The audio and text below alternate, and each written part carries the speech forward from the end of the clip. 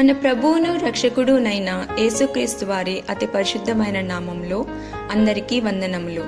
రోజుకొక మిషనరీ జీవిత చరిత్రలో ఈరోజు మనం చూడబోచున్న మిషనరీ ఫ్రాన్సిస్ జేవియర్. జననం 7/4/1506, మరణం 3/12/1552, స్వస్థలం నవారే, స్వదేశం స్పెయిన్, దర్శన స్థలము ఆసియా. అది డిసెంబర్ 3, 1952. దక్షిణ చైనా సముద్రంలో ఉన్న షాంగ్ చువాన్ అనే ఒక ద్వీపం.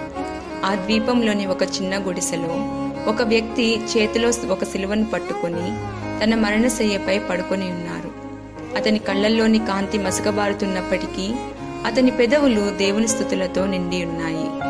ప్రార్థన ద్వారా అతను తన జీవితాన్ని తన దేవుని చేతుల్లోనికి అప్పగిస్తున్నారు. ఆ వ్యక్తి ఎవరు? ఎందుకు అతను ఆ ద్వీపంలో మరణించవలసి వచ్చింది? అసలు అతను అక్కడికి ఎలా వెళ్లారు? ఎందుకొరకు వెళ్లారు? అతను మరెవరో కాదు, తూర్పుకు సువార్త రాయబారి అయిన ఫ్రాన్సిస్ జేవియర్. ఆది అపొస్తలుల తరువాత అప్పటికి అంత దూరం ప్రయాణించిన వారు మరెవరూ లేరు. అతను తన మిషనరీ ప్రయాణాన్ని ప్రారంభించిన 10 ఏళ్ల వ్యవధిలోనే అనేక దేశాలలో సువార్త వెలుగును ప్రసరింపజేశారు. వేల కొలది ఆత్మలను క్రీస్తు వైపుకు నడిపించారు.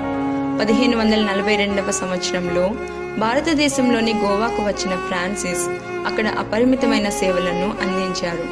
తిరువంగూరులో 45కు పైగా ప్రార్థనా సమూహాలను ప్రారంభించారు. భారతదేశంలోని అనేక ప్రాంతాలలో రోమన్ క్యాథలిక్ సంఘాలు అభివృద్ధి చెందుటకు ఫ్రాన్సిస్ కారణభూతులు.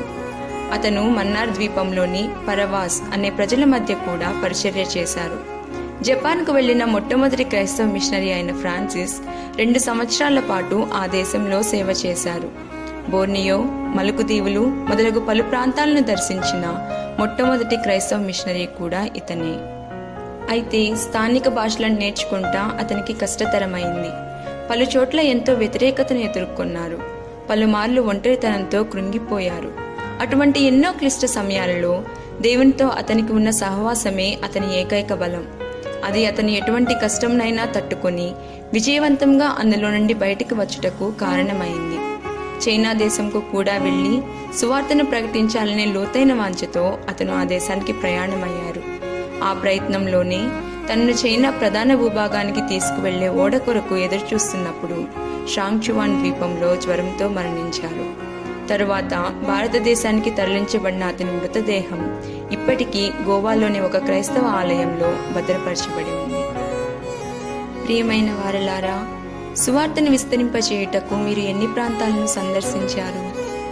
ప్రభువా, ఫ్రాన్సిస్ జేవియర్ వలె మీ సువార్తను మోసుకు వెళ్లే రాయబారిగా నన్ను చేయుము.